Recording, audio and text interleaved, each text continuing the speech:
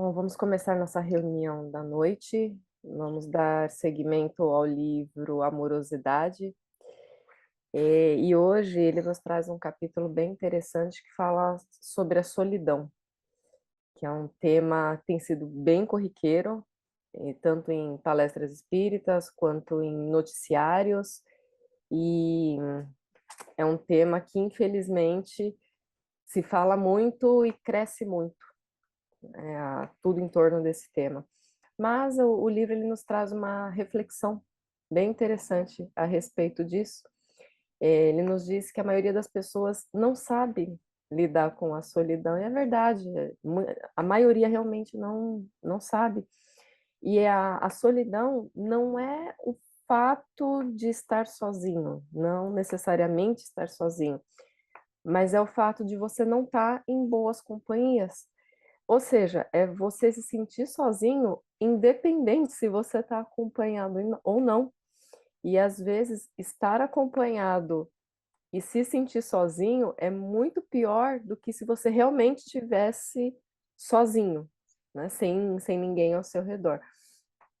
E esse sentimento, essa solidão, ela começa a aparecer quando a gente se distancia da gente mesmo, quando a gente se distancia dessa força pessoal que a gente tem, que dá origem à maior parte aí das nossas amarguras e, inclusive, pode causar até a baixa imunidade.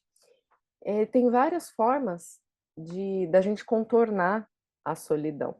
E a mais comum, a mais conhecida, é a gente tentar suprimir esse vazio que nós sentimos com uma companhia amorosa. É o mais comum, é o que nós mais vemos. Em alguns casos, né, as pessoas fazem um esforço gigantesco para agradar a pessoa que está do lado, mas depois que ela agrada, ela vai aprisionando e vai dominando aquela pessoa. Muitas pessoas se atraem, né, o que o livro chama de encontro de sombrios. É quando duas pessoas têm essa necessidade, né? E não realmente aquela vontade, aquele amor de estarem juntas. E aí, para amenizar essas dores aí, desse desgosto de estar consigo mesmo, é, é bem complicado. Parece muito forte falando desse jeito, mas é o que acontece. Muitas vezes as pessoas ficam juntas, mas não é por amor, né? A gente está acostumado a achar que as pessoas vão ficar juntas porque elas se amam, mas não, existem outros motivos. Claro que o amor aproxima, mas o amor, nesses casos, ele não tá um amor puro. É como se o amor fosse uma pedra preciosa que foi retirada aí do fundo de um rio, então ela está cheia de carência, cheia de demandas pessoais, está cheia do nosso sombrio, né? E ela precisa ser lapidada para ficar bela, ou seja, a gente precisa ir eliminando essas coisas das nossas vidas, das nossas relações, para que realmente o amor apareça, para que realmente seja uma relação saudável. Gente, não tem vínculo afetivo que dure se a gente não cuidar dessas condições, para que o amor sempre floresça, para que ele sempre venha à tona.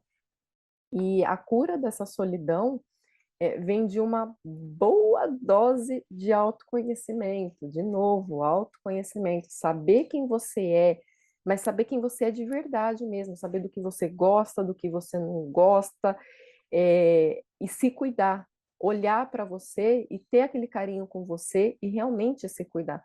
A maioria das pessoas sofrem de solidão porque elas não conseguem ficar sozinhas, sozinhas mesmo, consigo mesmas, né?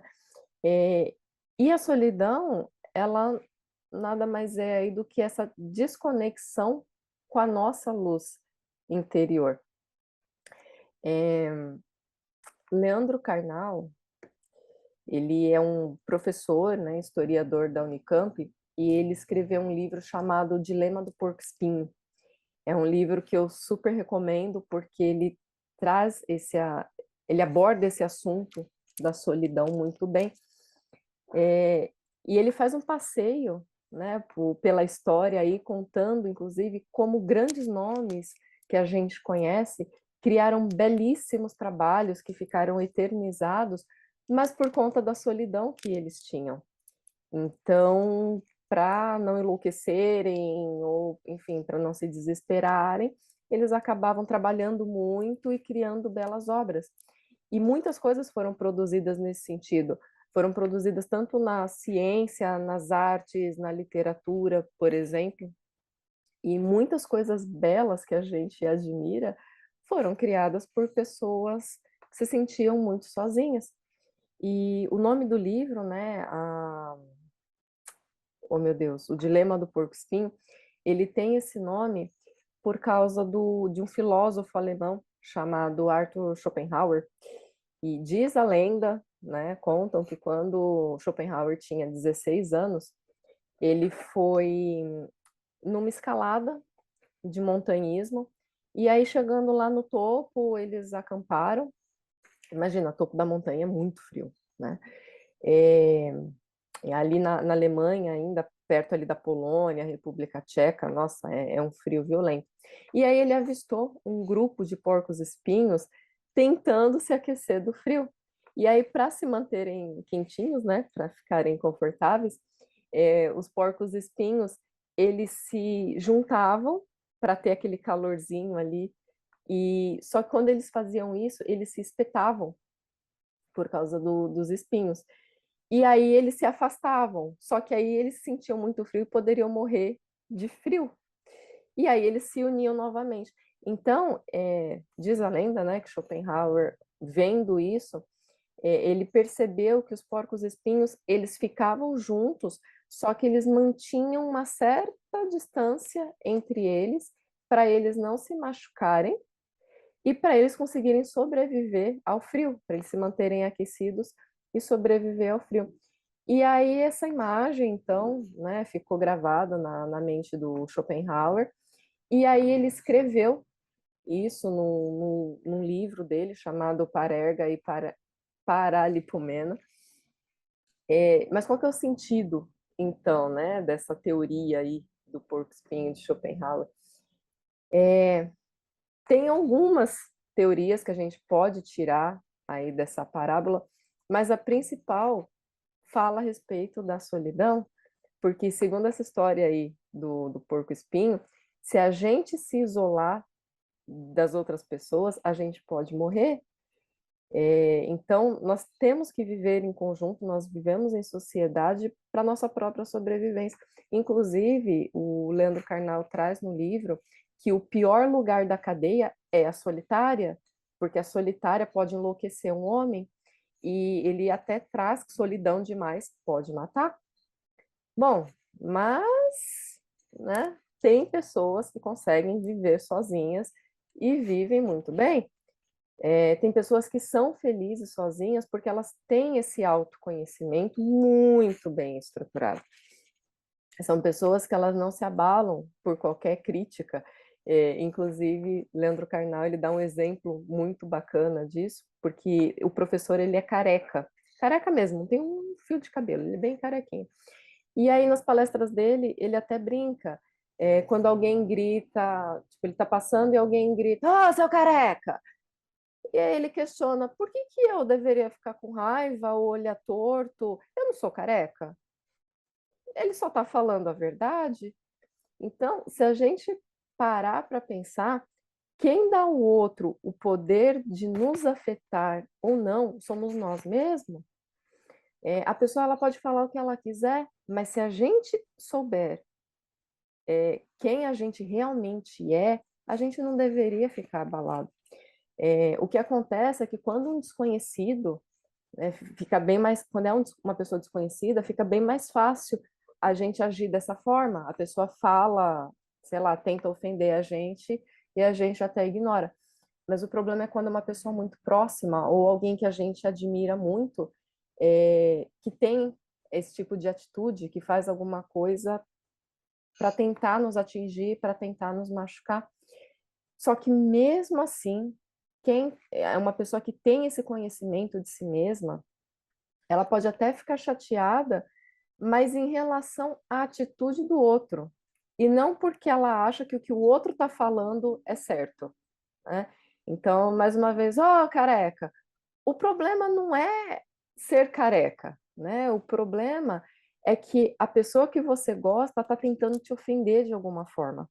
E a forma como ela faz isso é o que machuca, né?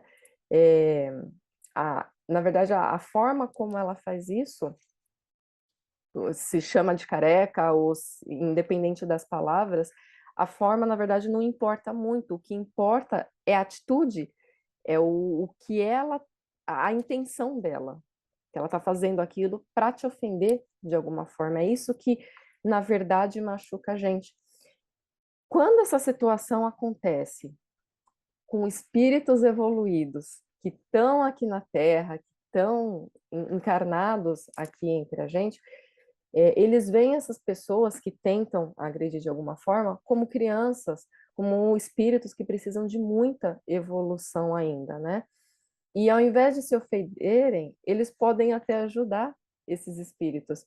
Não sei se vocês já conheceram alguém que é sempre maltratado, ou pelo companheiro, companheira, ou pelos filhos, ou por alguém muito próximo, e a pessoa não se abala. São assim, são pouquíssimos os casos, mas eu já conheci pessoas assim, que elas não se abalam, elas mantêm a serenidade para conviver naquele meio familiar, algumas até dão risada e ainda soltam umas coisas do tipo, um dia ele aprende, sabe, com a maior tranquilidade. Acontece? É todo mundo que é assim? Não, né? São espíritos aí que têm um conhecimento maior e pessoas que realmente têm esse amor próprio, né? É, bom, Leandro Carnal, voltando novamente, ele nos traz bem exemplificado essa diferença entre solidão e solitude, porque o problema, mais uma vez, não é estar sozinho. O problema é como você se sente em relação a isso. Como você se sente quando você está sozinho? Você fica bem ou você fica mal? E Leandro Carnal ele encerra o livro com uma mensagem maravilhosa sobre a solitude. Solitude é uma coisa, solidão é outra. Ele diz assim: quando, quando olhar alguém em uma mesa de restaurante sozinho e feliz, passeando em um parque sem ninguém e pleno, quando ligar para alguém e a pessoa em um sábado à noite disser com serenidade: eu estava aqui pensando e lendo tranquilo, não se esqueça de lhe dar os parabéns, porque aquela pessoa já descobriu a faceta libertadora da solidão tornada amiga e está apta a voltar ao convívio dos outros porque já convive consigo. Se você não se suporta, quem conseguirá fazê-lo?